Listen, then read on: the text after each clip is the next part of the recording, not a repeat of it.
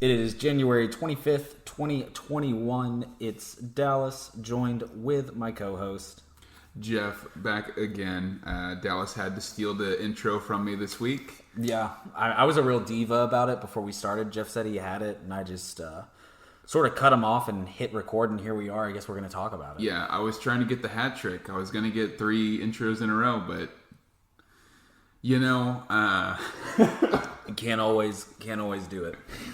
And yeah, no, in all reality, I was being a little bitch and acting like Dallas was begging for the intro before the podcast. So let's just let the records be straight. But anyway, welcome back to Coach Potatoes, obviously. Episode 11, lots and lots of news. NFC, AFC Championship. We're going to talk about the Super Bowl. We'll talk about some NFL news, look at some Pro Bowl rosters. And look at the NBA news as well at the top of the show. And at the end of the show, we'll do some reviewing some coaching hires in our Legit versus Shit segment. Legit versus Shit is back. You'll be able to see which ones are good and which ones are bad. But let's just start cranking some old 90s and get right into the first segment. Some NBA news and drama and whatnot.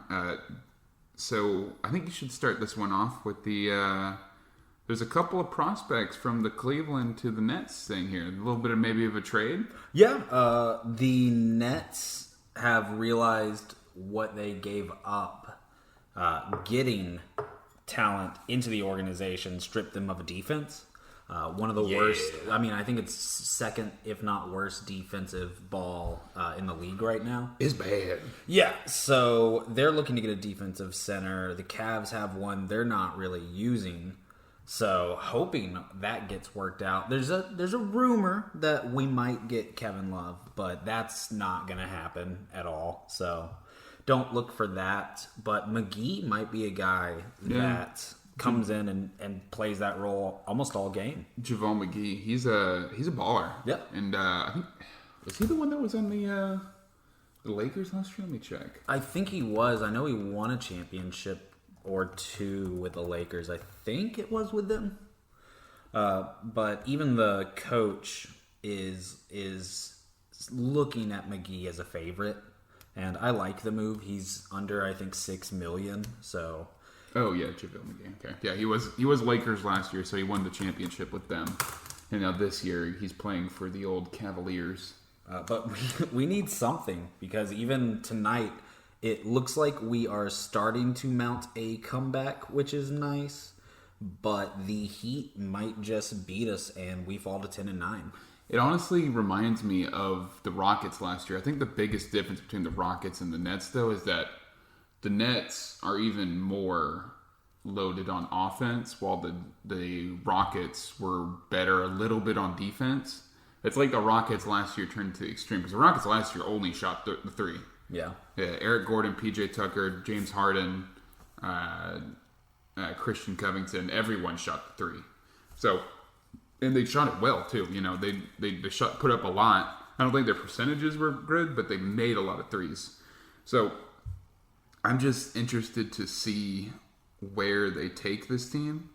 I think it's going to be interesting to see how the Nets correct where they're at now, because that's what the Rockets got themselves in trouble up against the Lakers, because the Lakers are just a defensive and offensive team.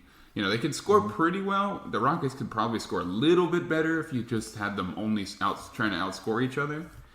But with the defense being the biggest difference, it was the Lakers defense that I think really mopped them up. And I think the Rockets team was also a little bit hungrier than the Nets team is now. These all kind of seem like a couple of stars kind of rested on their laurels a little bit, and you know, but we'll see what happens with them. Yeah, I hope they get it figured out and address it soon. Yeah. Nets are playing Heat tonight, right? Yeah. The Eastern Conference champions last year. Yeah, they are 6-9 right now. About 4 minutes left in the second, 35-30. So, stayed a close game. The Nets aren't the only one that are gonna get new faces in town, though. I heard Houston had a new boy. Yeah, Kevin Porter Jr., old yelling at his coach. Yeah.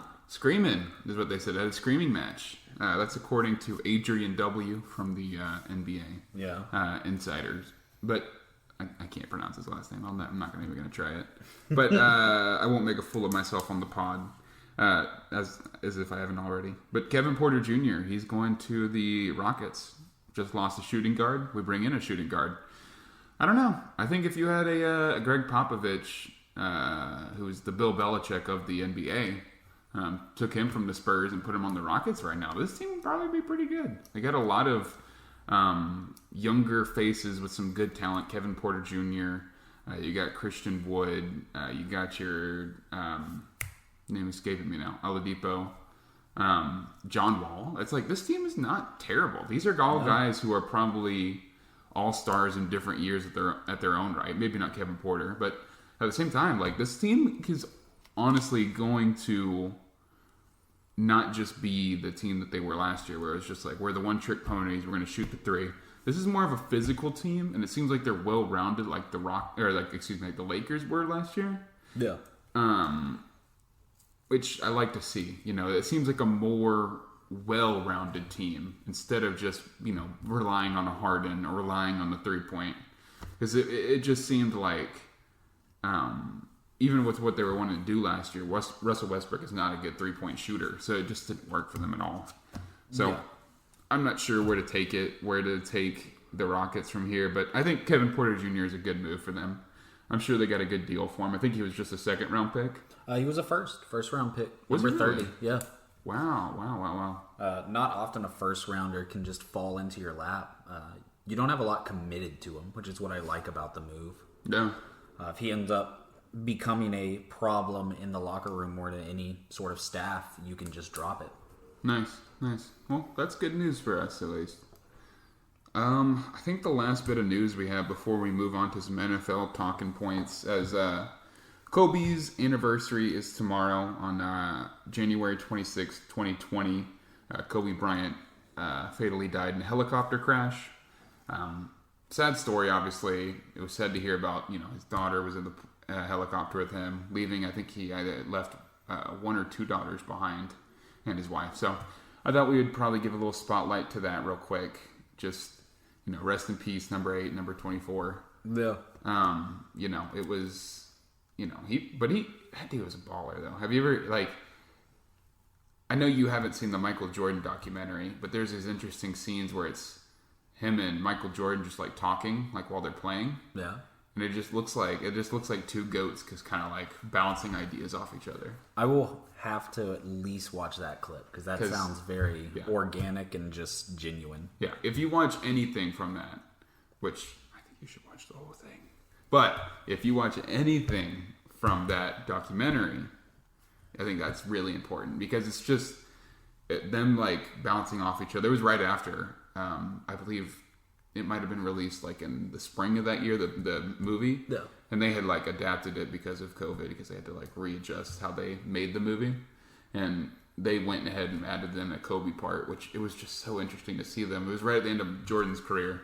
But it's definitely an interesting thing to watch the two of them kind of, like, bouncing off each other for a little bit there. And, like, being competitive against each other. And Kobe talking about how he wants to be the next Jordan and stuff. And it's a sad story, because, you know, there's controversy around Kobe's name and whatnot, and everyone's always going to have an opinion on him.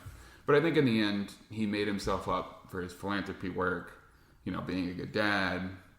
And at the end of the day, you know, he's long since passed, you know. So it's like, what are we going to do, you know? Yeah, I think regardless of what you think of him, at least acknowledge and appreciate how many people he had come together just by being good at a sport.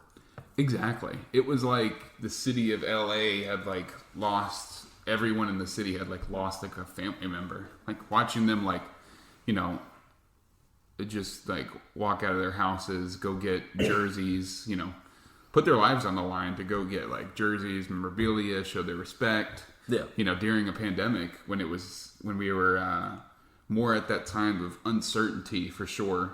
Yeah. During the pandemic, it was just interesting to see. I think this was right when people started learning about what was happening. is when Kobe passed. Even just through his career, I mean, to be a GOAT in a sport, there's not many. I mean, through his whole career, there are people that would have never talked or met just by wearing his jersey or getting the Lakers to a national brand. Yeah. So it even goes beyond just his death, but the impact of his whole life, and especially just as an athlete. Yeah. Shout out to Kobe. Yeah, and I'm not sure if you know this, but the same coach that coached Jordan went and coached Kobe. Wow, no. And then won, I think, was it 2 or 3 championships? I think it was 3 championships. But, yeah, so that, Phil Jackson, I should say, he coached the Bulls in the 90s, and he won 6 championships with them. Damn. 6? With Kobe. They did 3 back-to-back. 2 years the Rockets won when Jordan retired for 2 years. And then 3 back-to-back again. And then he did 3 with Shaq and Kobe. God. Yeah. So, GOAT of all coaches, you know. Yeah. You know, he had the triangle offense. That was his whole thing. But, you know, it's such an interesting story. It's very sad to see Kobe go. But he definitely got to be one of the greats either way. Yeah. You know, and I think that's what he wanted, you know. He had like an 83-point game at one point. It was like one of his last games of his career. But like an 83-point game. I think it was in Madison. I want to say it was in Madison Square. I believe it was. I remember you telling me about that. That's how recent that was. Yeah. It's sad, but I think that's all for the NBA. We'll get off the gloomy note and talk about some more NFL news, some NFL drama. To begin, let's go ahead and move into the Matt Stafford trade rumors. And I don't think they're even rumors anymore. I think it's confirmed he's going to get traded. It's confirmed. He said he won't play for the Lions next year. I'm not sure if it's a bitter leaving or sort of just a understanding from the Lions' perspective. Yeah, I'm not sure what the move is here, but I think it's definitely the best move for Matt Stafford. I had a hot take a few weeks ago that they can't rebuild around Matt Stafford again. It's not worth it. Yeah. He's a good player, and I think he's a solid quarterback that many teams will respect. I think, you know, you give him the same situation as Aaron Rodgers, I think they have very comparable careers. You know, Yep. I think he's definitely in that range. But I think he's got a ton of landing spots. 100%. There's so many moving cogs. The only teams I might rule out would be like probably the Texans and the Saints. Yeah. I think. Well, I'm not even too certain about the Texans, seeing as how they don't have a first-round pick. Of course, they might get one out of Deshaun Watson, but they could just look to put a Band-Aid on the franchise at quarterback, get Stafford for 3 years, and just load up in this draft. Could be. I wouldn't even rule them out, I guess is what I'm saying. Right. I mean, I think the only team that's like 100% is like the Saints, because I think they're $100 million over the cap next year. Yeah. So they need to do some cap finagling and figure out how they're going to work this year. I guess, of course, it's worth saying, like, the teams with lock-in quarterbacks, Chiefs, Green Bay, if Aaron doesn't go. Yeah. Yeah, if they don't... I mean, even if he does go, Jordan Love behind him, so... Yeah, true. I feel like they'll probably try to... Even if Jordan Love, which you don't want to... When they're a rookie and you hear nothing about them all season, it's not a good sign. You don't want to give them the keys. Yeah, so I don't know what's going on with Jordan Love. It doesn't seem good, though. I've been a fan of him. I'm a fan of Jordan Love. I just don't like where he was picked. Yeah. But I think the best landing spots would probably be the 49ers... Yeah. The Patriots. Oh, yeah. Maybe the Jaguars if they want to have Trevor Lawrence sit for his first year. You know, that is a perspective I didn't even think about, letting Trevor sit for a year. Mm-hmm. Yeah, I mean, if they have the cap space, that's a smart move. Yeah, I think an excellent spot as well as the Broncos. Ooh. You got Cortland Sutton, you got Jerry Jeudy, you got 2 solid running backs, Melvin Gordon, Phillip Lindsay. You got Pat Shurmur, who's like wants to chunk it down the field all the time. That's someone who can. You know, he's a gunslinger. Give Drew Lock a year to just let it slow down and learn. Yeah, maybe even move on from Drew Lock. He's in his 3rd or so year now, so. Yeah, I mean, getting Matthew Stafford doesn't lock you into that, but it makes it a possibility, which is nice. Yeah, I love horsecock lock, but I'm not sure if he's a lock for that quarterback job, especially with Elway moving on now. Yeah. Yeah, I didn't even think about that. Mm-hmm. It could be. Other spots could be like the Jets. They want to, move on from Sam Darnold, and they don't want to use that pick on a quarterback. Maybe even Miami. Maybe Miami, get rid of Tua, maybe. I don't know, or let Tua sit. Ryan Fitzpatrick aging. Yeah, just guess what? You have a new Ryan Fitzpatrick. Exactly, a better one, more athletic. He's like 31. Deeper arm too, I believe. Yeah, I would say Matt has a stronger arm for sure. At this point, just based off age, I'm sure he does if they were the same age. But like a 40-something, I think he's like 38-something, maybe 40. Ryan Fitzpatrick, and then Matt Stafford's like 31 or 30. He's honestly deceptively mobile too. I would maybe say Carolina. I mean, he would look pretty good on the Panthers offense. Yeah, the Panthers have some good spots. DJ Moore. Who's that other wide receiver on the other side? Damn, forgetting his name. Played for the Jets last year. Oh, he's a stud. Robbie Anderson. Robbie Anderson, yeah. I saw you about to say it. And I was like, yes, that's it. But yeah, I think Stafford has so many landing spots. It quickly became the jewel of this offseason. Yeah. And, it's interesting because you're also looking at a Deshaun Watson move. I recently actually some more NFL news that we didn't really write down, but stuff that we want to talk about is Deshaun Watson saying that he wants to, or it's got leaked. Obviously, he's leaking this to his agent, who's leaking this to the press. But saying that even if they hire the right coach, he's out. Yeah. So I don't know how they're going to balance that. I don't think there's enough value for Deshaun Watson. I think the asking price is too high, and it's going to come to a fork in the road where either the franchise has to make a decision to move this unhappy player for less than he's worth, or Deshaun Watson has to play through a contract he doesn't want to, or say goodbye to a lot of money. A lot of money. Yeah. Well, let's say this. Let's say you're a Dolphins fan. Yeah. Let's say you have the option of either Tua or Fitzpatrick next year, or you can trade.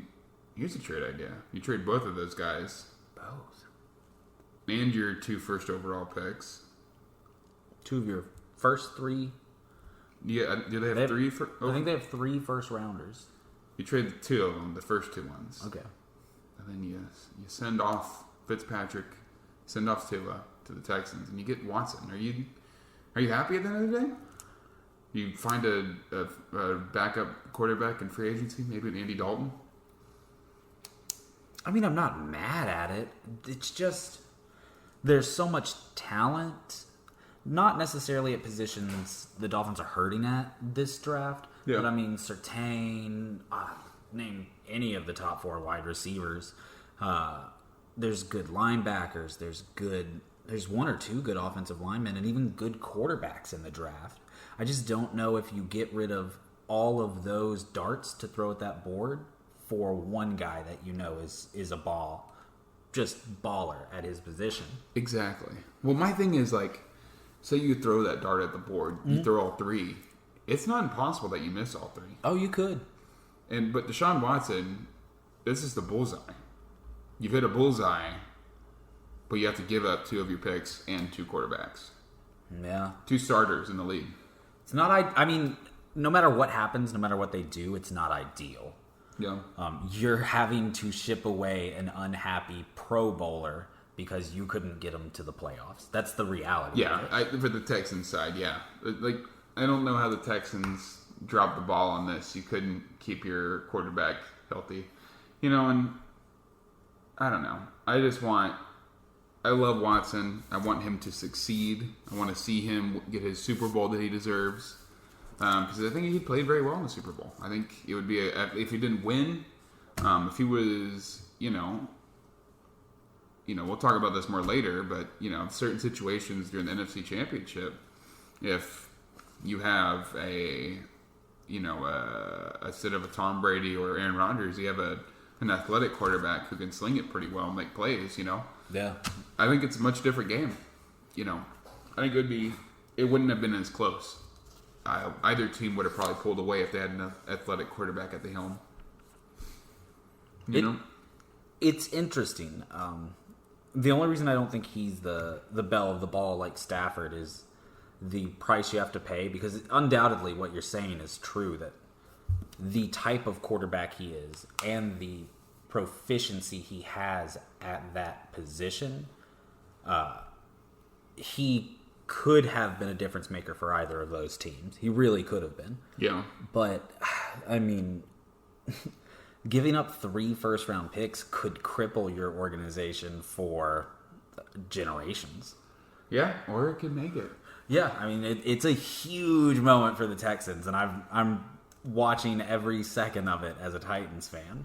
I hope it's them signing Brock Osweiler for $70 million all over again, or trading DeAndre Hopkins for a second rounder again. They have had a tendency of really dropping the ball in situations like this recently. Yeah. Let's hope that continues for my sake. Yeah, and still haven't hired a head coach yet.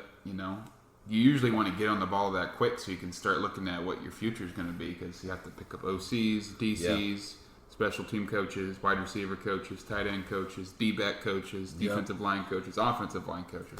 You have to get ahead of the game quickly, because those guys go quickly. And then you're left with Mark Colombo, who's been fired 100 times he's an offensive line coach he was the Cowboys offensive line coach and the Giants offensive line coach. I think there was a rumor that he got in a fist fight with the head coach of the Giants this year. His name's slipping me now. Oh God, yeah. I should really know that though. But there was a rumor that he got in a fight with him, but then it didn't happen because blah blah blah whatever. But either way, you end up with people some bums like that who just are not worth the same, with the same amount as premier coaches could be. I think they just got to jump on that. And in the other complete just side is someone in your division, the Jaguars, who have done exactly that, and in my opinion hit all the right marks. Exactly. We'll get more into that later, talking about coaches and new faces. But the Texans just do not seem to have it together. They do not. But I think that's all for that Matt Stafford topic that we were on. Yeah. Little Deshaun Watson aside that we added in there. Let's go next to the canceled Pro Bowl. The Pro Bowl is no longer happening this year. Personally, couldn't care less. Do you have an opinion on that? I hated the Pro Bowl until they started doing the interesting, fun little activities. I will be completely honest. Love that. I love watching the quarterback accuracy contest, the 40-yard dash, the strength competitions. But sorry to interrupt you, but do you sit down and watch that live, or? I end up watching the segments sort of caught up either on YouTube, ESPN, but I also was not aware of that change in the last 2 or 3 years, the last 2 or 3 Pro Bowls, that is. So I just sort of found that content in the off season and just absorbed it all. Nice. Okay. See, I haven't gone down that rabbit hole yet. It's really fun. It's, I think, a smart move that they moved it to Indianapolis, and then I think it was going to be in Vegas this year instead of Hawaii every year, because it is kind of inconvenient to get everyone packed up and moved over there for just a week. Yeah. Also, the Combine's canceled this year. Did you hear about that? I didn't. That's bigger than the Pro Bowl. Jeez. Yeah. I don't know how that slipped my mind. But yeah, the Pro Bowl, or excuse me, the Combine is gone. So, oh god. So NFL scouts just have to go and find their prospects this year. I love that. Isn't that interesting? Yeah, that it will create a whole new dynamic to who's on the board when. Whew, Trevor Lawrence goes undrafted. He slips all the way to round 7. Becomes the backup quarterback of round 6, pick 199 of the Patriots. Yep. They slips all the way to the Patriots. They pick him right when they picked Brady. They trade for the pick. Tom cries. Tom cries. He announces it himself. They make him announce it. Former Patriot and current bitch Tom Brady. Yeah, but I think we should go ahead and, speaking of the Pro Bowl, we should go ahead and look at the Pro Bowl rosters. That should be fun. I think it's fun either way, even if it's just like, yeah, duh. But like, I think it's going to be a fun little topic. Are there any that immediately stick out to you? Well, I feel like just going down the list, because there's a lot of big names on here, obviously. Starting with number 1, QB, Patrick Mahomes. Probably will not be playing. But I know. Just because, Super Bowl and whatnot. And Pro Bowl canceled. Oh, yeah, Quarterback 2, Josh Allen. I think that is very fair. Well deserved.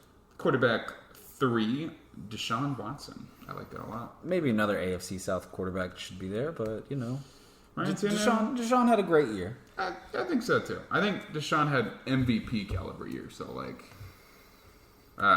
he was definitely, if not MVP, OVP, only valuable player. On that team, absolutely. I will have to break down his stats because you are really high on Deshaun Watson. I think he's top 4 QB. I'm telling you. Top he 5. had the media coverage because he was winning a bunch of games. He would have been MVP. Wow. He would have been in MVP talk. If he was on the Seahawks, he would have been in MVP talks. I'll come back to you with some Deshaun Watson breakdown next week. That's a promise. We'll talk about that. I'm happy. Make sure we do that though. But he did have a great year. I can say that. Yeah, dude's a baller. Kept them in the games that were close. He was the main deciding factor. Tried real hard to keep us out of the playoffs. He sure did. He was 330 yards or something. Yeah, he's gunning for you guys. Yeah. But speaking of the Titans, running back 1 is Derrick Henry. Hey, let's go. As should be. As should be. The 8th running back of all time to hit 2,000 yards, I believe. 8th running back of all time to hit 2,000 yards. Number 5 on the record. Nice. Well, Derrick Henry is on that list. Now he is in that club. He's got the 2,000 jacket. Very rightfully so. Should be RB1. RB2, Nick Chubb. Well deserved too. I think so too. I'm not mad at that. Hate the Browns, but good year. Good year, Chubb. I'll never understand you. Find another team. I'll never understand you.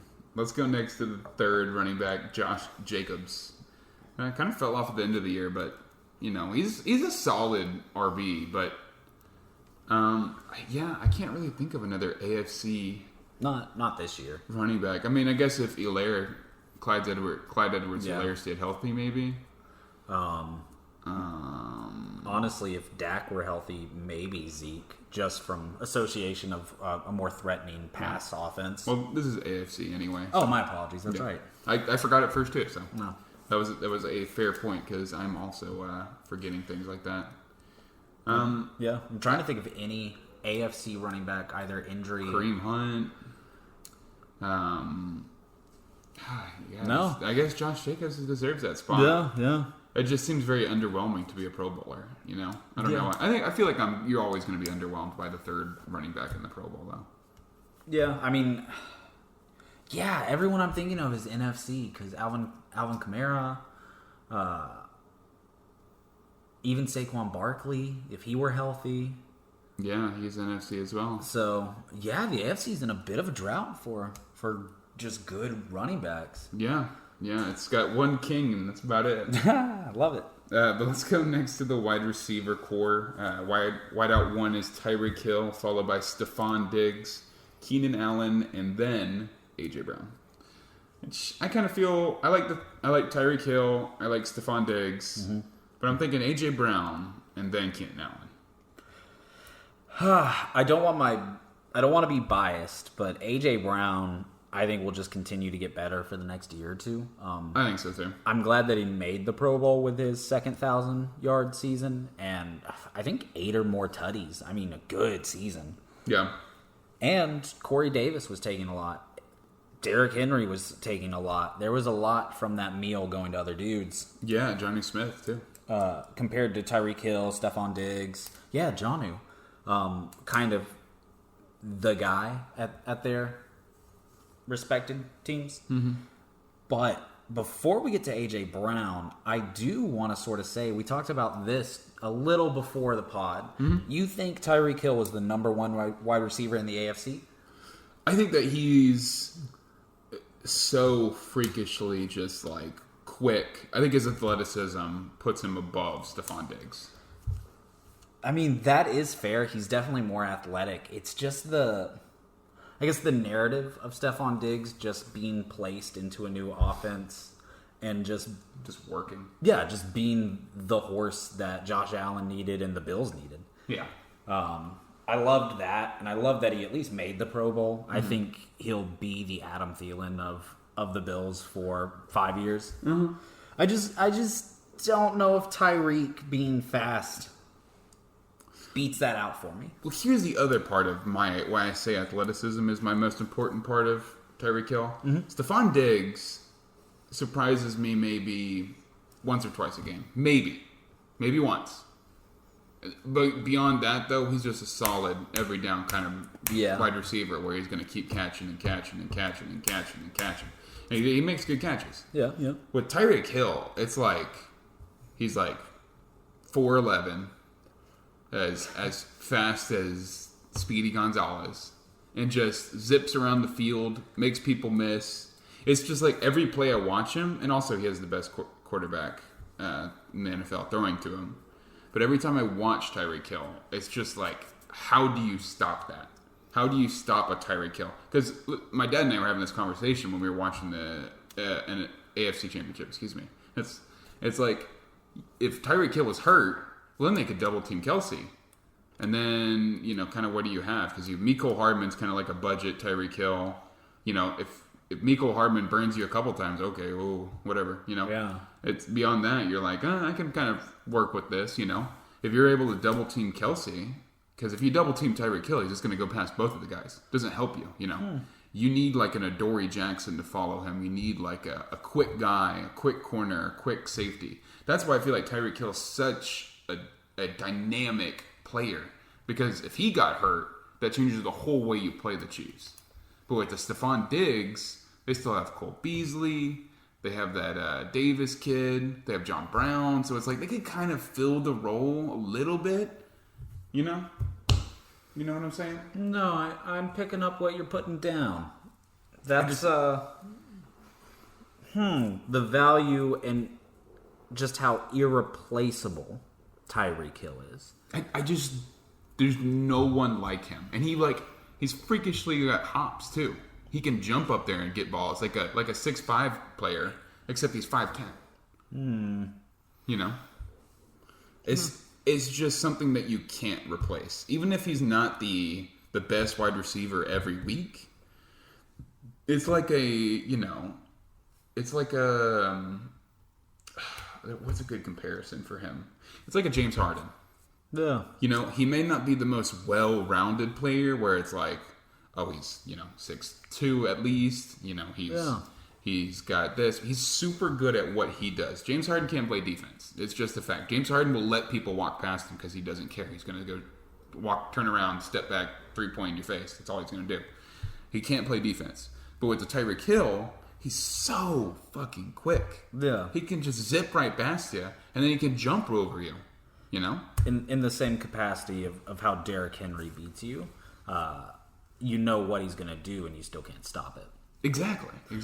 That's why I wanted to bring it up, and honestly, you've converted me. I think the irreplaceability of Tyreek Hill and just the first of his kind is why he should be number one. Yeah, and I'll speak more on him in the AFC Championship because I have some more thoughts on that whole dynamic for sure. But let's continue down this roster. Travis Kelce, obviously number one. Behind him, Darren Waller. What a guy.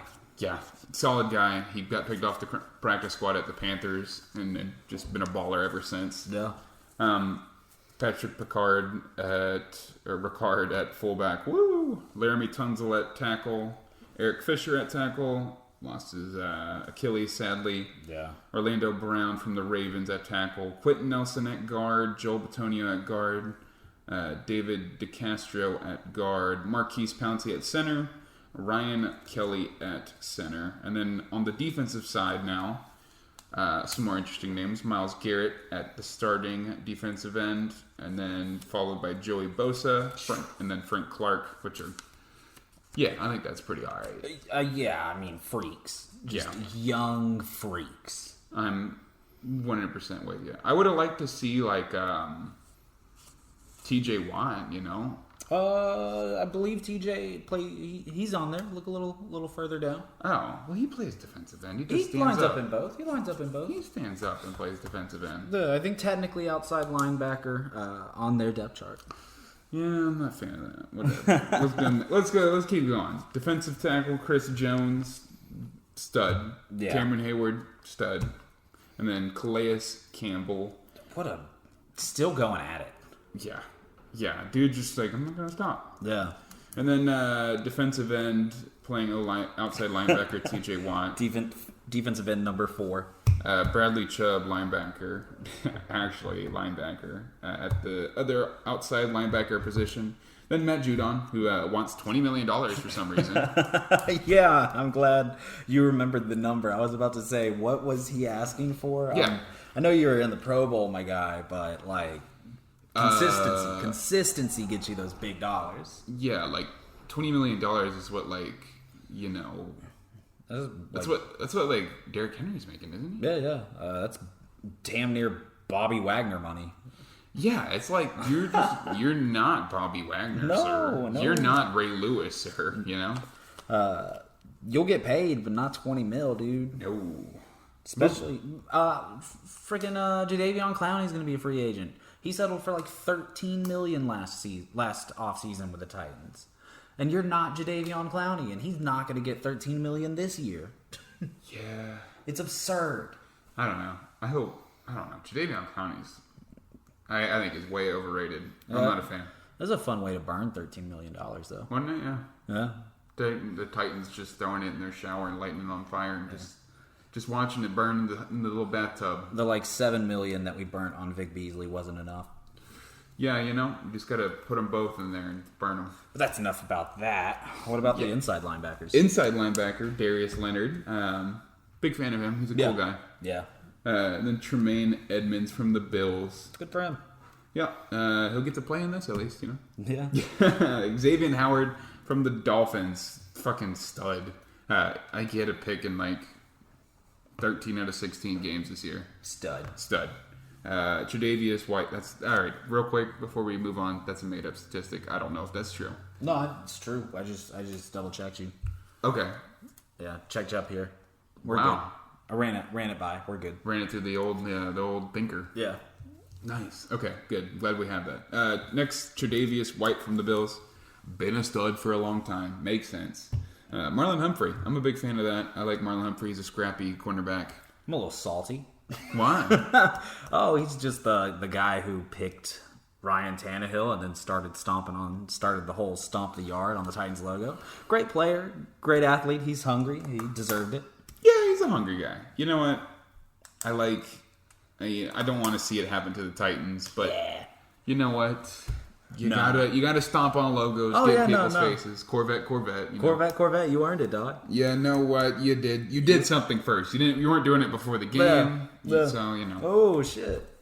What? Are you talking about the Titans stomping on before the game? Was that shades? I wasn't shade. That was for Juju. But if Juju. y'all were doing that, that's not cool. You shouldn't do it before the game. Do it after the game when you beat them. Yeah. Or even if you lose, do it. I would do that. I would lose and then fucking take a dump on their field. There's no toilet paper in the locker room. I took a poop on your logo. What are you going to do about it? And then I wiped in the end zone. If you're the Titans, you lose about it. Exactly. Stephon Gilmore, though. He's next. Yeah, Stephon Gilmore is next cornerback. He is a dog. He's a little sluggish this year. Some trade rumors at the beginning of the year. I forgot about that. Yeah. But haven't heard his name in a while, but still a stud. Starting with the safety core, free safety Minka Fitzpatrick. Ooh. That's the guy. That is the guy. He's the best safety, I think, in the league. He was the best safety this year to me. Yeah. Close. Jamal Adams is a very close second if we're talking both safety positions. But Yeah. They play different positions, honestly. yeah, Minka is just so perfect for what they want out of that Pittsburgh defense. Yeah, because they can blitz. They can send more men forward, and then he can cover in the backfield. Or he can blitz himself or Yeah. man zone. He's a freak. I'm huge on him. Yeah. Justin Simmons, Broncos free safety. He's a stud. He's an good player. absolute stud. I wanted the Cowboys to get him last offseason if he didn't sign his franchise tag. Next is Tyrann Mathieu, strong safety from the Chiefs. Well deserved. Yeah, Honey Badger. And let's see if there's any other. Justin Tucker got the kicker spot, even though when he missed 3 in the playoffs this year. I know he missed at least 2. He got a double doink on 2 different kicks. He got some doinks. I think that's all of the big names. Yep, that's all the big positions and names. Let's go to the NFC Pro Bowl roster. Starting with our MVP, Aaron Rodgers. Seconded by Russell Wilson and then Kyler Murray. Surprised Tom Brady didn't sneak in there somehow. Yeah, I mean, he fell off a little. I remember even we were doubters for a couple weeks. I definitely thought he could still make a wild card spot always. But I remember being like, there's no way this man's winning the Super or getting to the Super Bowl. Here we are, number 10. And here we are. Hosting it too. Hosting a Super Bowl. So cool. A wild card team hosting their Super Bowl. So cool. Isn't it cool? Yeah. It's kind of cool. Well, I don't know. I like Kyler Murray in there anyway, you know? Yeah. I think just getting DeAndre Hopkins is kind of the start for him. I could see him appearing again and again and again. Yeah, a little bit of a snub not to have Ben DiNucci in there, but I'll let it slide. This year. You know, I can't think of any other really big NFC quarterbacks that were... No.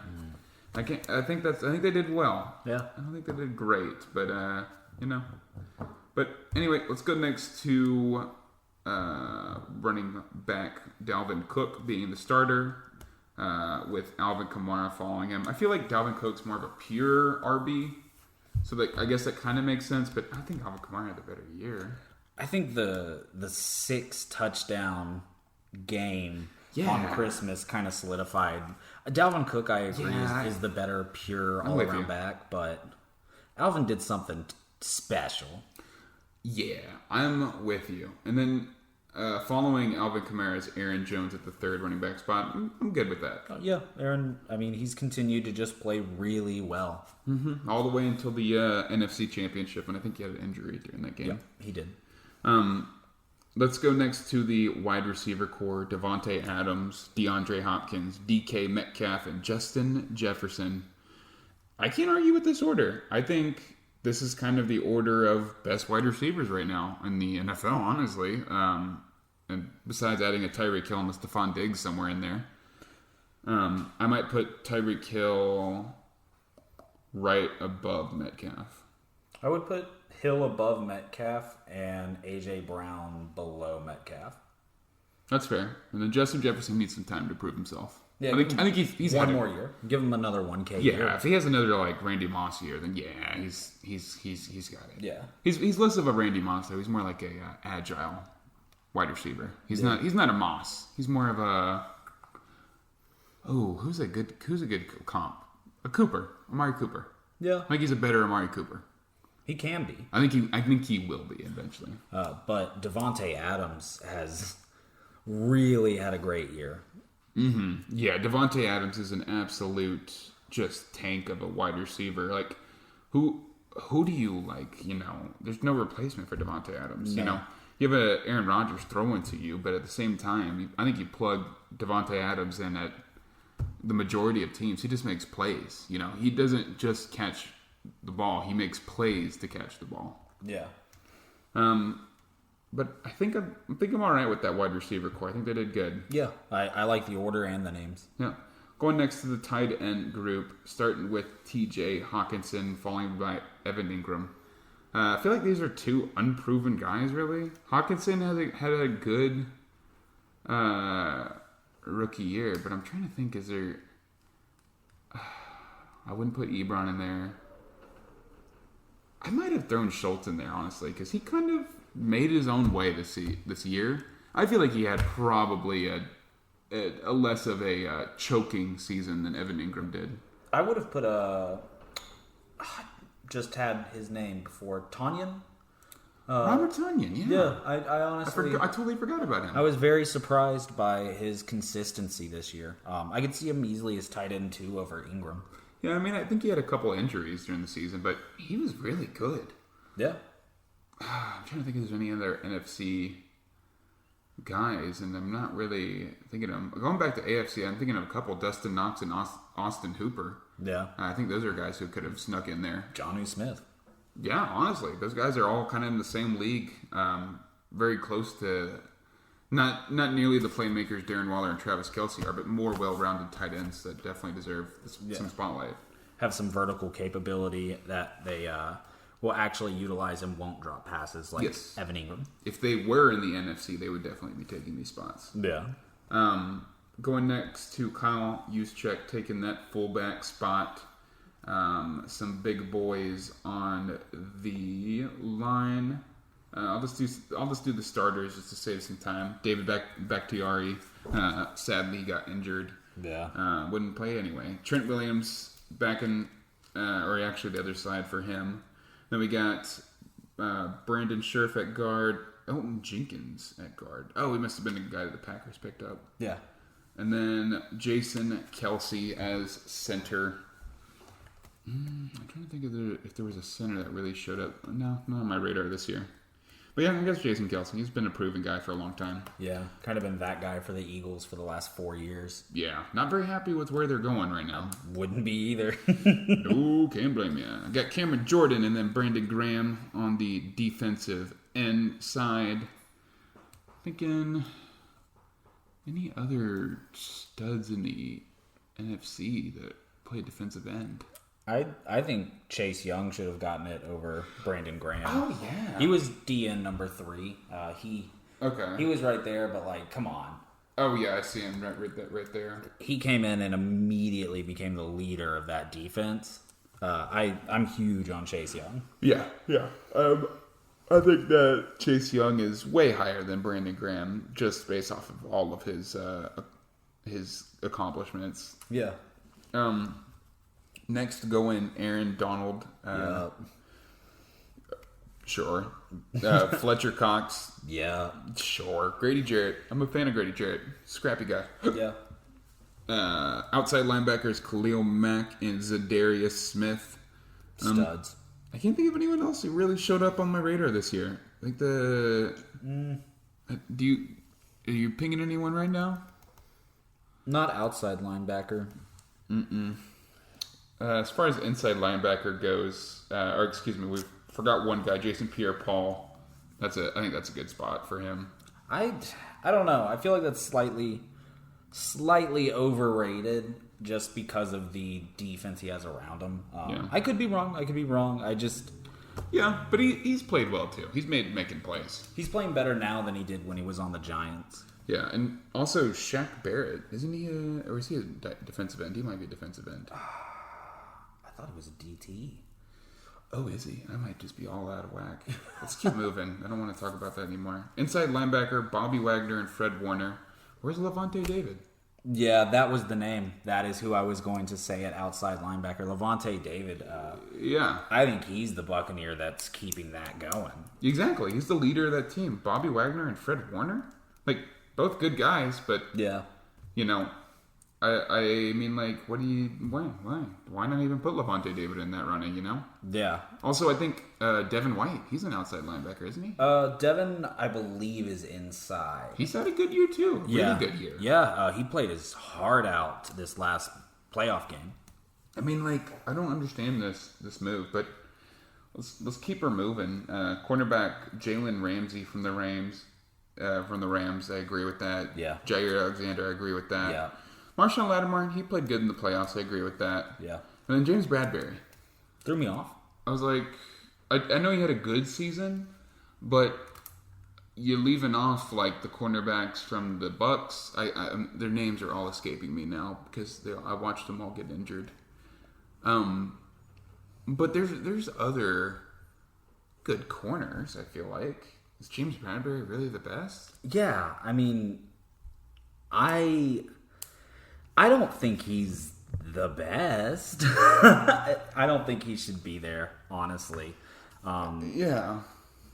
There was like a good 4 weeks when the Giants were like, oh, we're going to take this division. And then they ended up being bums at the last week and let the Eagles tank them into the postseason, you know?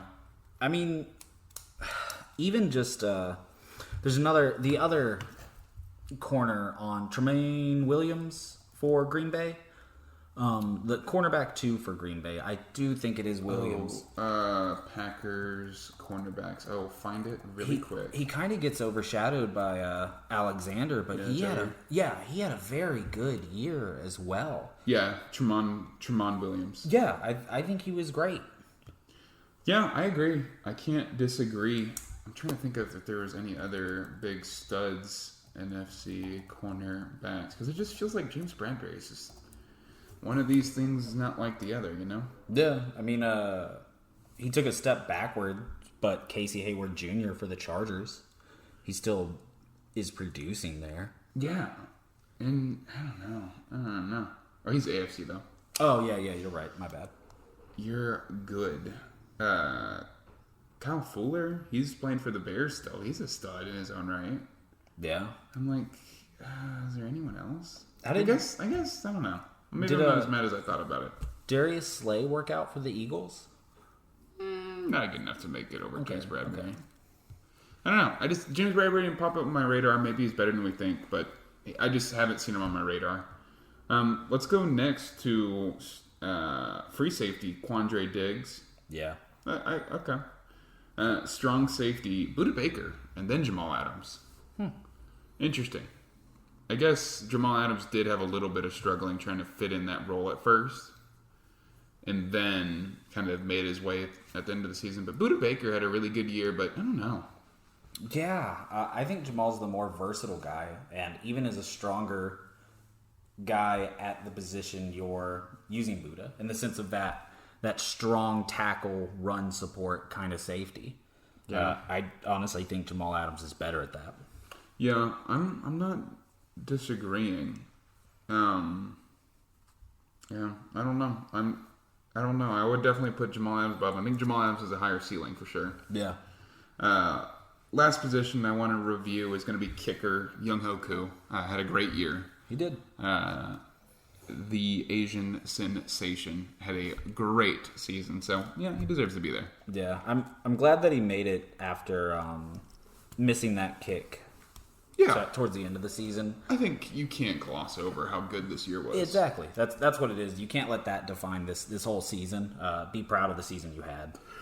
For sure. Well, I think we should go ahead and take a short break real quick. When we come back, we're going to review the NFC and AFC championships, then go into our Super Bowl predictions, talk about those coaching hires with legit versus shit, but we will be right back.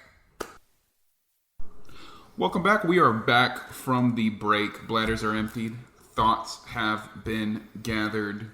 Memes have been gazed upon. A good healthy amount of memeing beforehand. We did get some memeing in the break. Let's go right into the NFC Championship.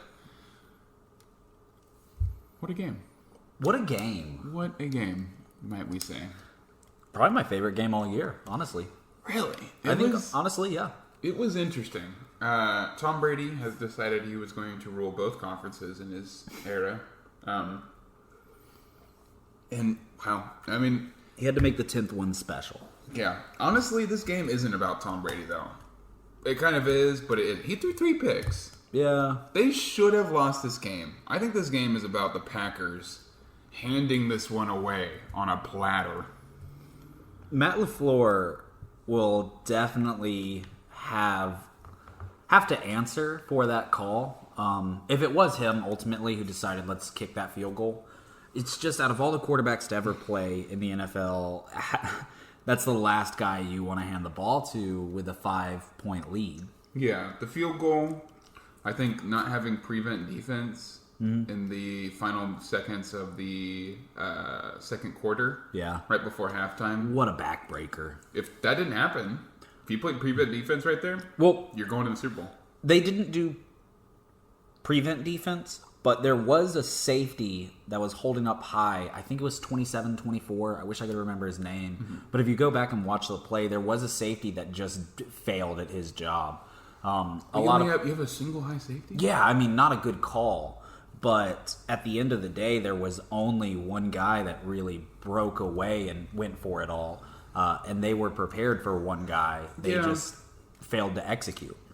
Yeah, but I'm not gonna victim blame the safety. I think he was put in a circumstance that wasn't very ideal. That is fair. I don't want to victim blame this man because he's probably already taken the front of Packers Twitter. 8 seconds left. You can't just man up and have one guy as a end zone blanket. Yeah, it wasn't ideal. I actually didn't get to see the play live. I had to watch it back later, but I was like, how did he let that happen? I got in the shower and I got out and it was like, what happened to the...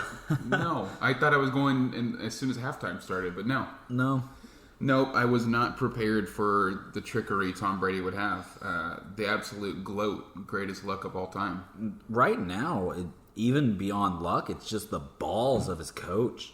I mean, Bruce Arians is trying to match the same balls as, the name escaped me, Andy Reid. I think it goes to show that these two coaches, it pays off to be bold in modern NFL. And we're going to see stuff like that from both teams. A couple of rotund coaches with balls of steel. Yeah. It would be a great matchup in the Super Bowl. Yeah. But, the Packers, I just feel like Matt LaFleur dropped the ball. And even Aaron Rodgers. There was a play where he could have ran it in. Or wide open Lazard. There was a play where Devontae Adams was wide open when they got that free play, and he just chunked it up deep. Yep. Not seeing his other man. And it's like...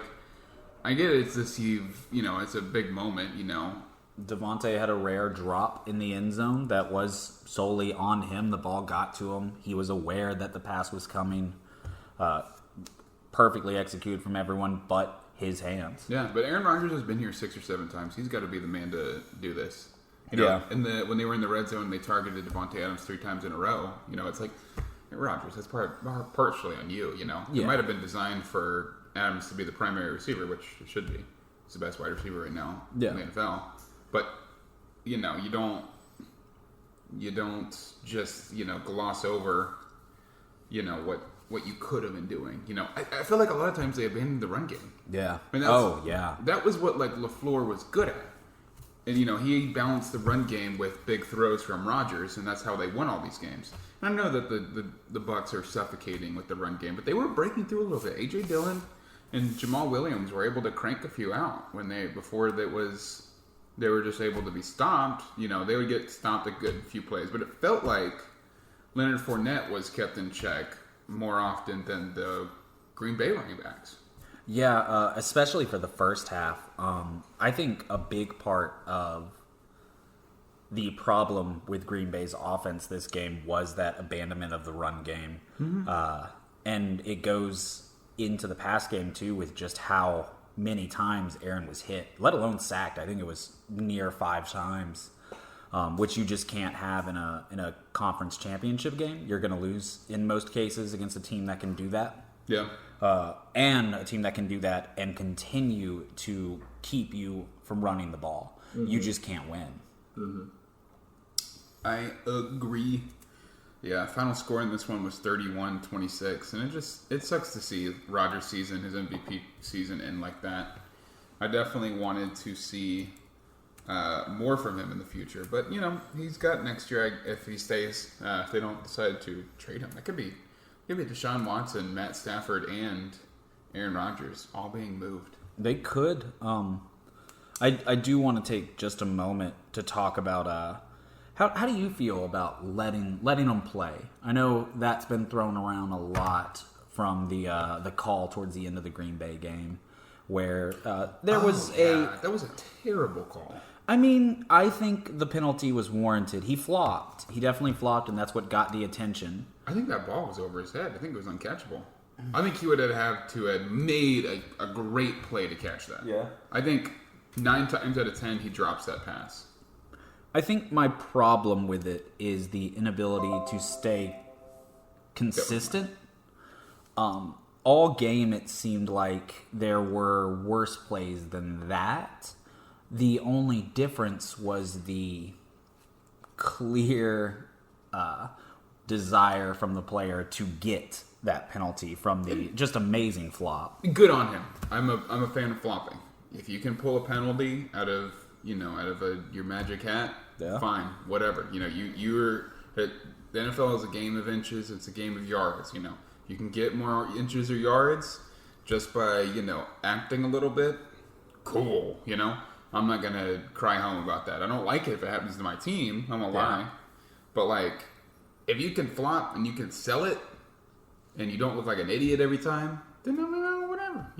What more can you ask from a player? That brings me that takes me to my next point, where if these players on the Green Bay team are just as upset, then honestly you should have done it too. There were opportunities where you could have just fallen down as a penalty was happening to you, but you chose to play through it and continue to do the same to the opposing team. I guess I'm not saying I necessarily condone the refs not staying consistent or rewarding that in a key moment, but if you are really upset about it, then can't beat them, join them mentality. Yeah, I agree. It's not a new thing to flop in any sport. It's never has been. It's always been a thing where they're gonna flop. They do it in soccer. They do it in basketball. They do it in every sport. The thing that made me want to bring this up is Tom Grossi has been doing live commentary of every game. Ooh.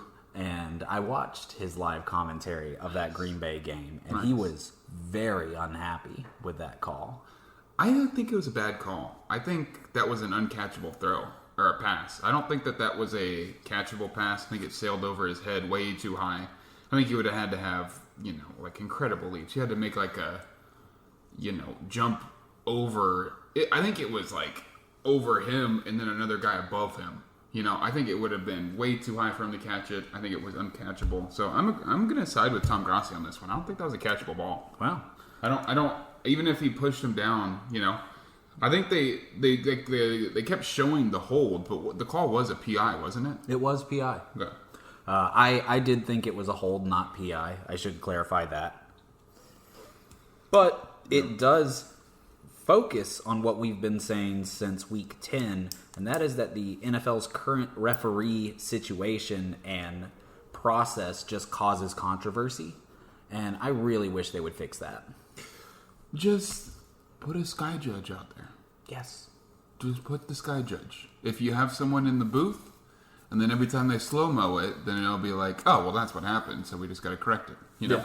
And even if it doesn't, if that, changes the landscape of the game a little bit, where it's like, oh, it's not just the referee's final call, it's also a sky judge. Who cares? It's a guy in a black and white suit playing a fictional game that we just created. Yeah. Yeah. Just the respect of the referee. He's wearing a black and white uniform. He's a football cop. Who cares? He looks like a zebra. That man looks like a zebra. He's a zebra. He's a zebra football cop. No one cares. Yeah. It doesn't. We don't need to The NFL is so caught up in this mentality of the referees need respect. The integrity. Who has ever respected a referee? Yeah. Who? It's frustrating. I don't know a single person who is referees. They're really great. If it wasn't for the refs, we wouldn't have football. It's true. Is there there's no football players if there's no referees, because all the referees give birth to football players. Well, and they're the only thing stopping players from going out there with weapons. Yeah, I'm sure Tyreek Hill and Odell Beckham Jr. would be having gunfights, shooting at each other if it wasn't for referees. Josh Norman would have shot Derrick Henry in the spine. God bless the refs. God bless him. But yeah, I think that's I don't know. I'm agreeing with you. I think the refs are overvalued by the NFL, and they need to value this. Put the sky judge things. Yeah. There's proven ways that have worked, where they put a guy with a fucking Xbox controller in the booth, and he looks at the play, and if he sees something that doesn't look right, he tells the referees, and then make it the head referee's judgment. The head referee is like, oh, well, there's conflicting argument. Tell me what happened. Blah, blah, blah. Show me what happened. Blah, blah, blah. Okay, let's change the call. Boom, done. The NFL has already made a really cozy summer home in Microsoft's asshole, too. So they could get the tech easy. Oh, yeah.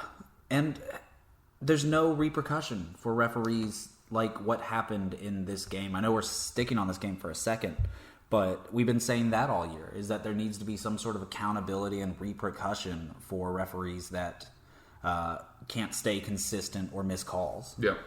Just at least that, if not a sky judge dunking on them. Yeah, I agree. But I think we're good with this game. Did you want to mention anything? No, I just got a little heated about that. No, that's fair. That's fair. Let's go to the AFC Championship. The Mahomes and excuse me, Josh Brady Allen. falling. Yes, thank you. Yeah, The Mahomes versus Allen rematch from earlier this year. Previously, they focused a lot on their run game. This time around, it was definitely just, we're going to outgun you. And it was effective. They outgunned them by a good amount. The beginning of the game, it did not look good for the Chiefs. Looked real bad. It was 9-0. Missed extra point. Beyond that, the Bills looked crazy good. Yeah, the Chiefs' muffed punt that was recovered for a touchdown was a big uh-oh moment. Yeah, no stinky, if you will. Yeah.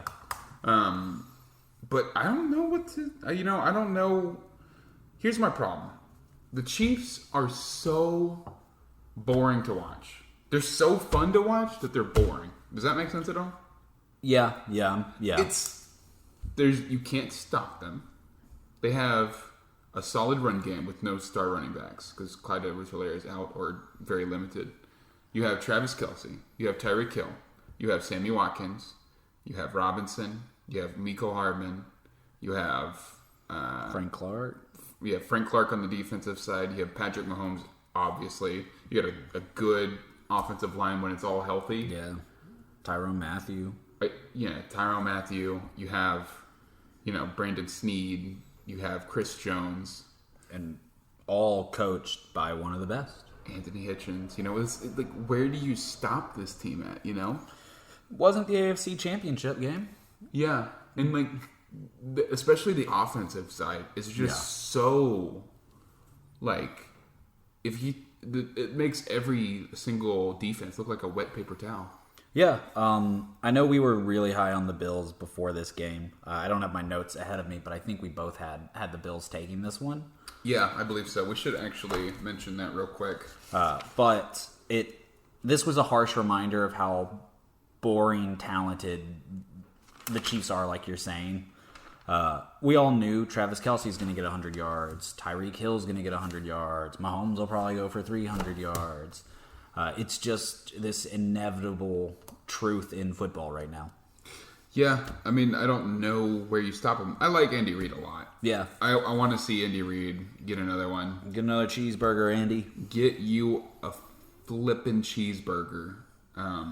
But, who knows? Who knows what will happen with this Super Bowl game? I'm trying to think if there's anything else in the AFC Championship that was super notable. I just feel like with the Bills side, they just kind of look flat-footed after they got 9-0. Yeah, almost like a dog chasing his tail that once they got it, they didn't know what to do with it. Like, you're up 9-0 on the Chiefs. What do you do now? Oh, I have everything I wanted. Yeah. Do I just stop playing football now? And it's almost a worse way for them to come out. It reminded me of the Texans game against the Chiefs in the... was it the championship game or wild card? That was divisional. Divisional, okay, yeah. It was 24-0, I believe. Yeah, they just seem to have had it in the bag, but you cannot ever count the Chiefs out, especially 9-0. Yeah, I think someone had the point, I think it was on a radio show locally here in Tennessee, it was, what would be the score that you would have to be up on the Chiefs at halftime to be like, oh, we got this game in the bag? At least 30 points. I said 35. Yeah, I mean, that's a good starting point. I feel comfortable with 35. But honestly, I think the Chiefs could score in 5 drives, and they're definitely going to have 5 drives in the second half. So it's like maybe 42. You still have to produce on offense. They're going to catch up. I think you have to score like 50 points to keep the Chiefs totally out of the running. And within the whole game. The first half, I would say 35 at least. 35 to 0. You have to be 35 points up on the Chiefs that's in the halftime to be like, I probably got this. You know, the Raiders game could have been a fluke where they lost, but the Bucs have 2 really smart football minds. And Choked on my water. I think if there's anyone that can disassemble Patrick Mahomes, it's gonna be Tom Brady. I mean, he's been there before. He's been that quarterback going into his 2nd Super Bowl in a row. He's been that guy that has to make consistent big plays. So he should know how to stop it. Mm-hmm. I'm looking forward to the game, and we'll talk about the Super Bowl matchup and on its own. But I mean, other than that fluke against the Raiders, no one's been able to beat this Chiefs team, stop them from getting this double. Yeah, they went 14-2, and they've continued to win. You know, speaking of Super Bowl, I think it's just time we ought to just roll right into that. Yeah, I mean, that's about all I had to say about the AFC game. Yeah, I mean, starting with the Super Bowl, you have the Tom Brady entering his 10th Super Bowl as a wild card team. Not only is he going to be playing in his 10th Super Bowl, he's hosting his Super Bowl. Yeah, first time. First time in NFL history.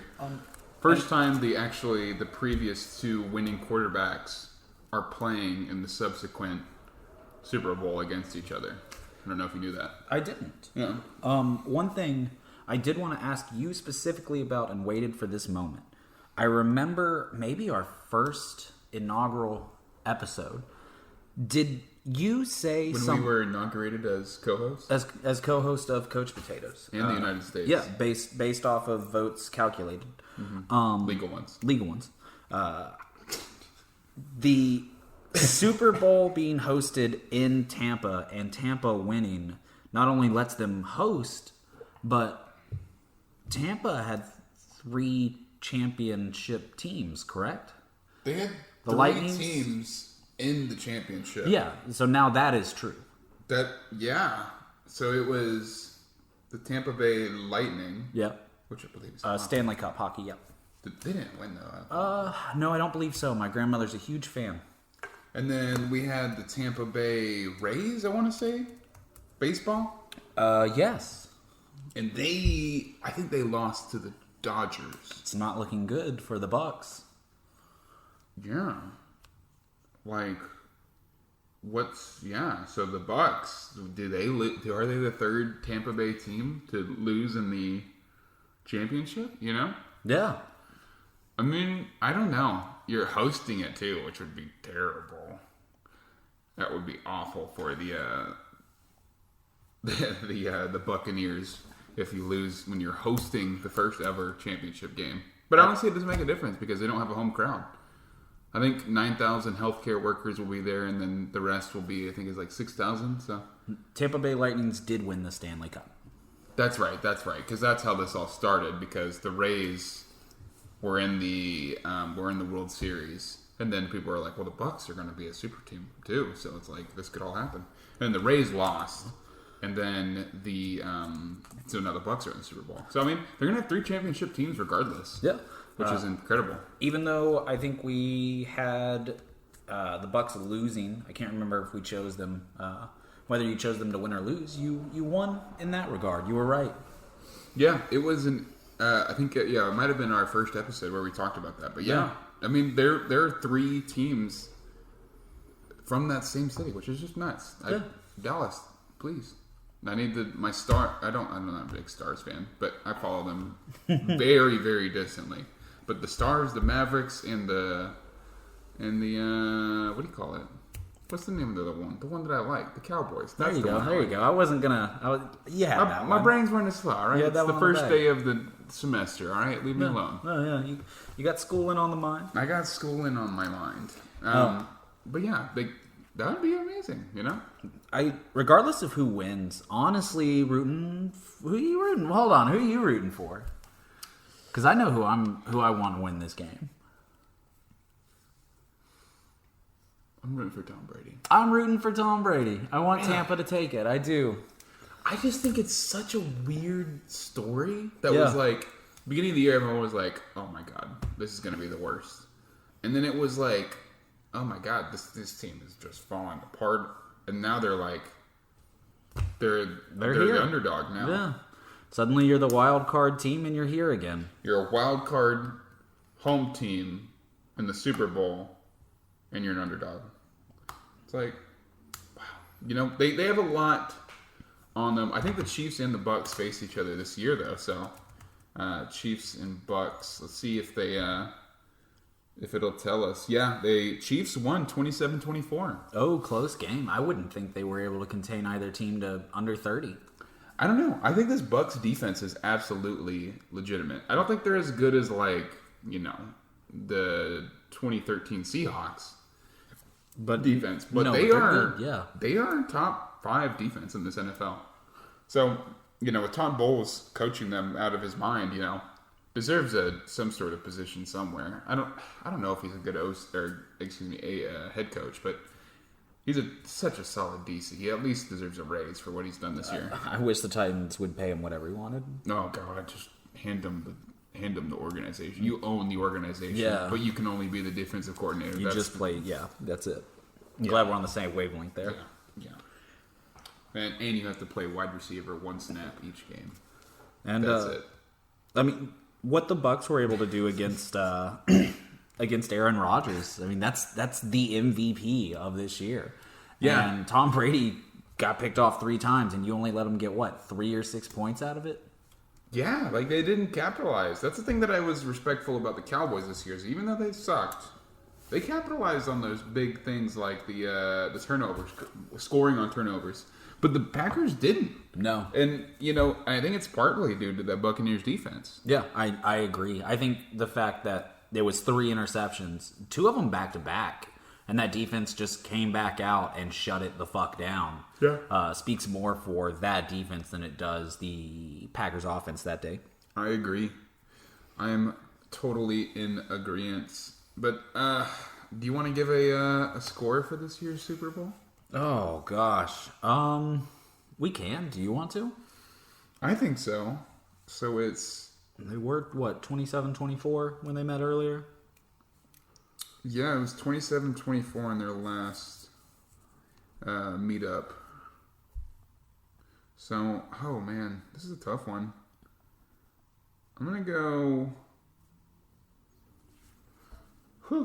Because Super Bowls aren't generally high scoring. Yeah.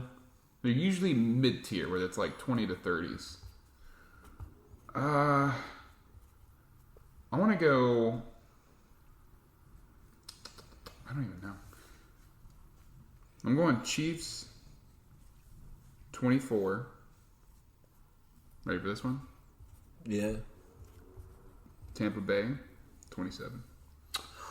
Swapping the score around from Wow, last time. wow. I've got Tampa 34.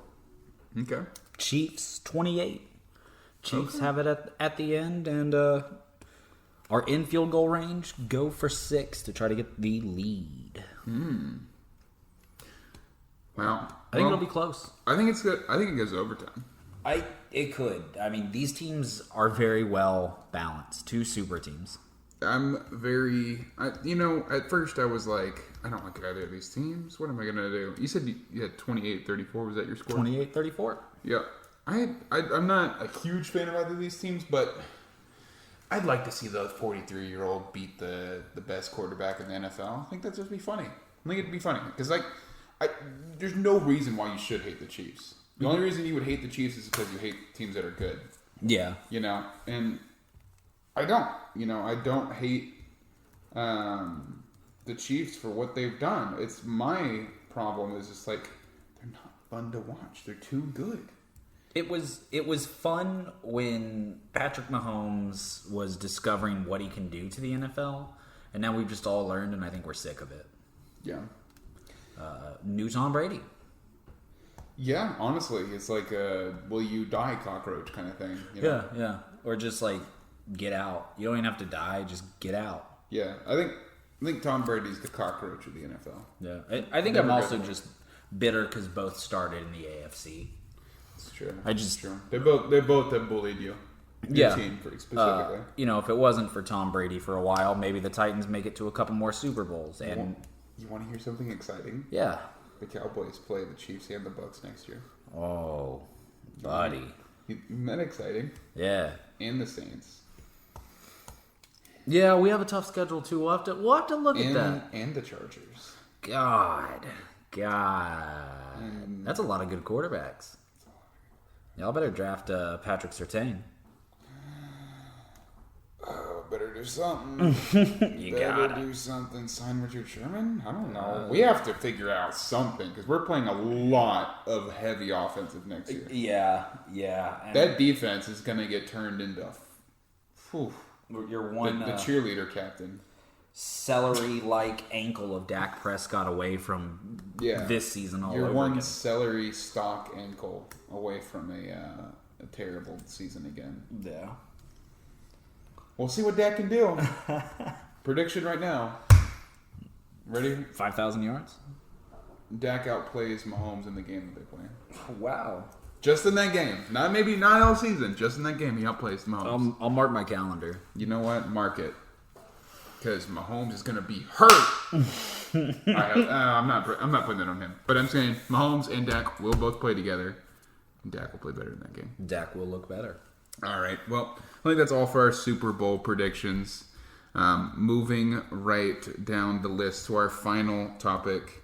I should have mentioned that I put on tinfoil for that last one, but I don't think tinfoil was needed because I truly believe that. No, that's just in your heart. It's just in my heart of hearts. You can't put tinfoil in your heart. But going back to what I was saying before I interrupted myself, Legit versus Shit has returned. We're back. We are back. Someone make sure that you spread the news. Legit versus Shit is back. Let's go ahead and review the coaching hires thus far. Starting off first with Robert Saleh. Legit or shit? That was defensive coordinator for the 49ers. Am I correct? Right now, I'm very on the fence, but leaning towards legit. I think he's earned it in the last 2 years, and injury has definitely held him back. I agree. I think he deserves. It's a B plus hire. I think he's legit. I don't think that he's going to solve all their problems because that offense is a mess. He better find a good OC to help him out. A good Kyle Shanahan type beat, if you will. But, I think that they just need to figure out what will work best for them. I'm definitely happy with that hire, but not overjoyed. Yeah, I mean, was defense your main concern? Yeah, which I think their defense was okay. Yeah. And it wasn't great. It was a little bit of Swiss cheese because of their opt-outs, but I think next year with a bunch of guys coming back, that team could be really good. So we'll see what happens. Yeah. Let's go next to Arthur Smith, Falcons head coach. Legit or shit? Legit. I'm with you with legit. I think I'm not 100% sold on Arthur Smith. For one, if you have Derrick Henry, you're gonna be a good offensive coordinator. I'm sorry. That's fair. I think you're at least a C plus offensive coordinator, if not better than that. Yeah. And he also figured out a way to scheme the pass game well with the play action. Yeah. I think it's legit, to be fair, but I don't know. I want to see more from Arthur for sure before I'm totally sold on him being the end all be all for the Falcons spot.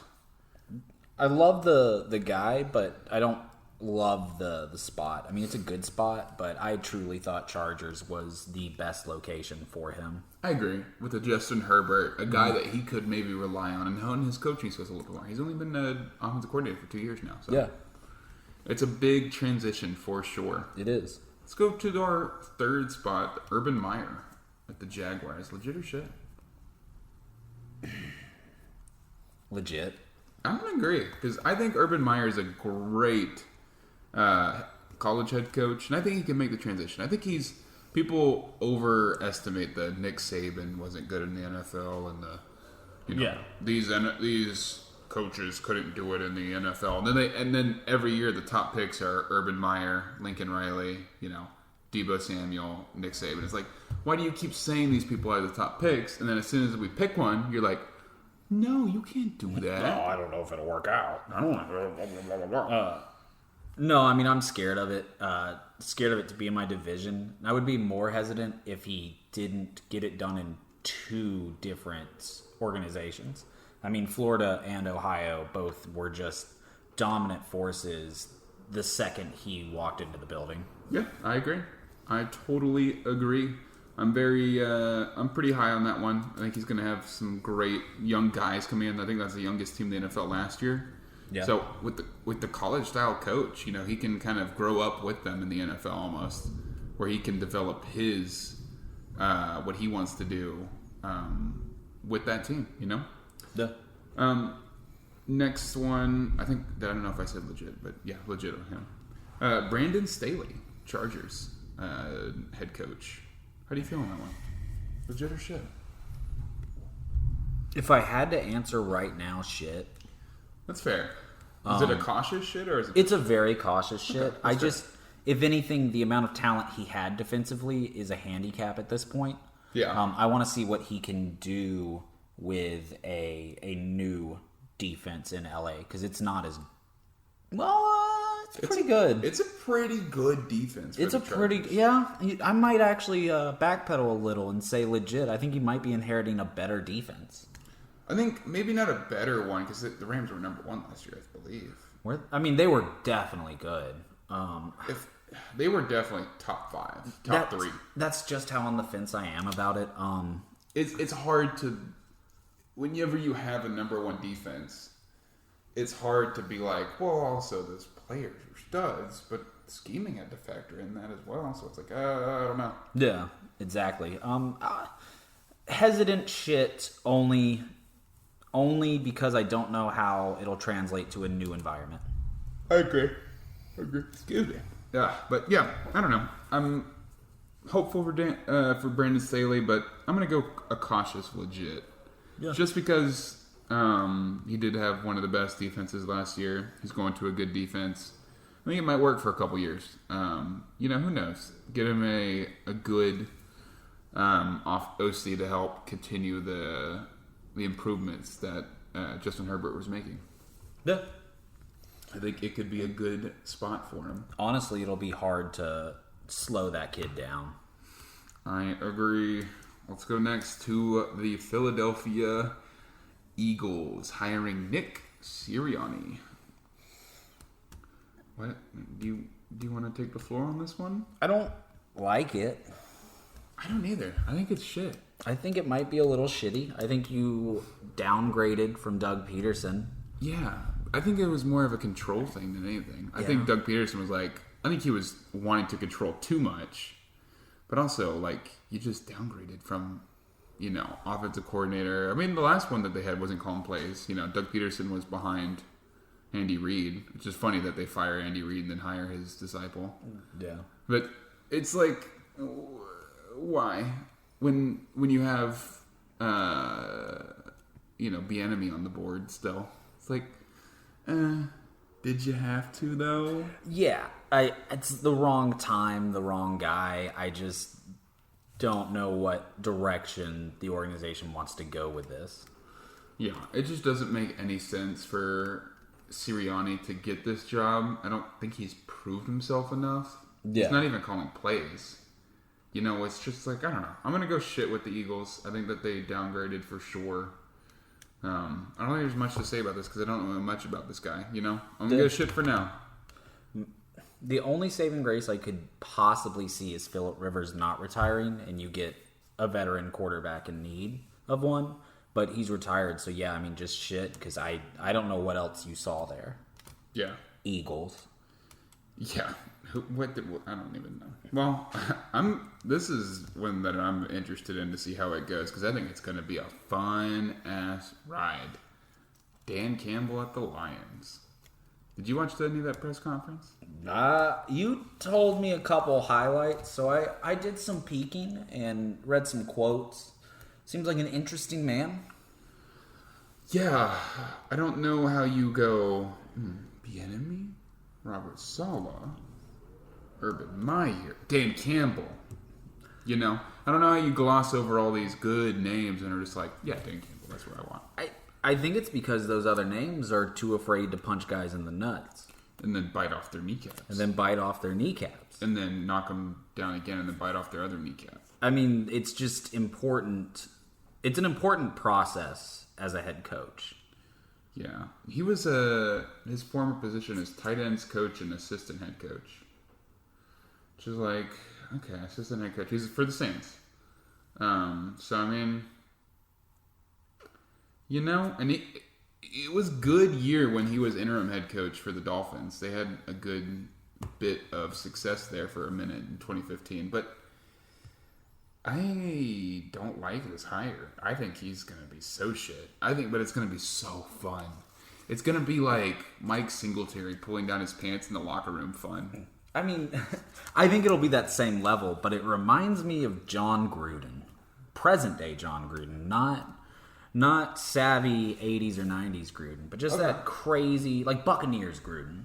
Buccaneers Gruden, I like that. Okay.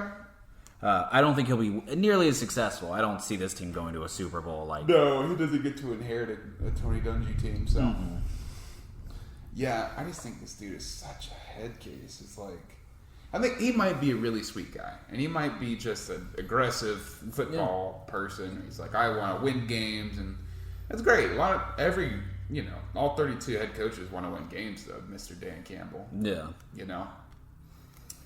I don't know if that's enough for you, bud, but I'm going to go solid shit on this one. He's the worst hire for me so far. He's solid shit with some runniness after. Yeah, the corn in it.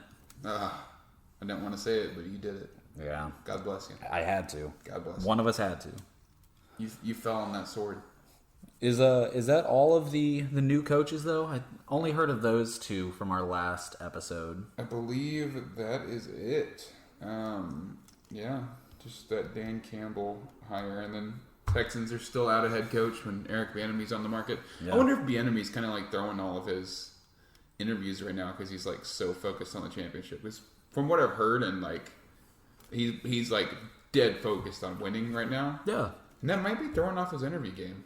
I mean, good for him though. I think that honestly is more of an interview than him going in for an interview could be.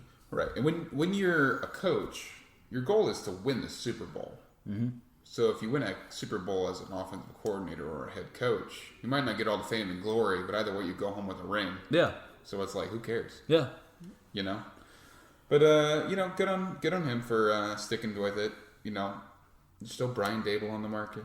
Yeah. You know, there's still Lincoln Riley maybe. You know, there's some names out there for the Texans to pick up. I think they're just slacking behind. Todd Bowles. Bill O'Brien. He's free. The return of Bill O'Brien. Yeah, fucking Adam Gase. Bill O'Brien returns. They go 16-0.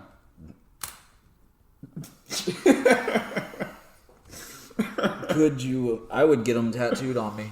If Bill O'Brien returns next year and goes 16-0, I will get Billy B tattooed on my forearm. I'll get a forehead tattoo.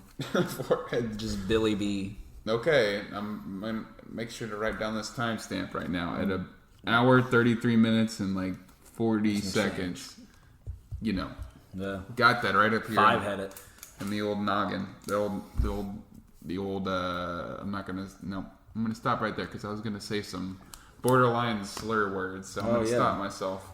Good on you. Thank you. I'm not a fan of slurs, so I stopped saying them. You've been working hard to stop that. I know you had a bad habit for a while. All right. Well, I think that was it for the podcast. We got through, the NBA, the NFL, Dallas slandering my name. stealing my intro. Yeah.